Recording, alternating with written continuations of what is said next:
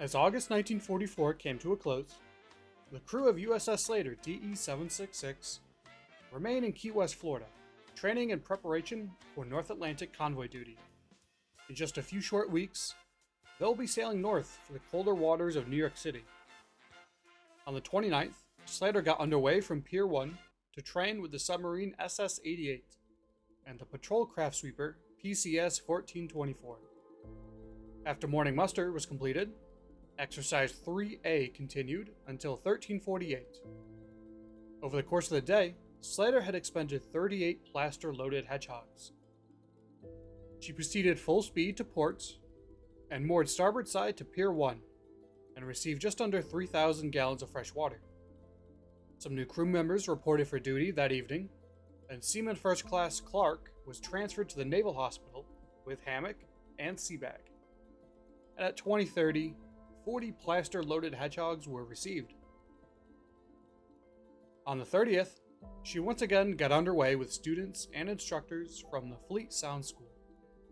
Exercise 3D commenced with the same vessels from the previous day, and 18 plaster-loaded hedgehogs were expended. After returning to Pier 1, 4,000 gallons of fresh water was received, and a training class was given to the crews of Slater's 3-inch 50 caliber deck guns. Lieutenant J.G. Healy departed for temporary duty at the CIC school in Hollywood, Florida, and Three Dog continued on the 31st with SS-88 and PCS-1424.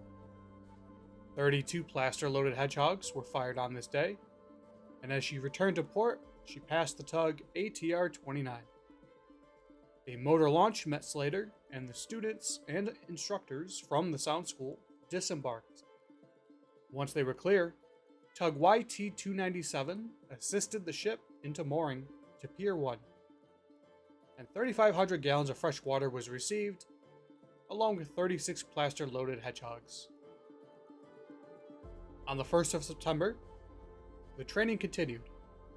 PCS-1411 and USS DeLong DE-684 joined Slater and a friendly submarine for Exercise 3A.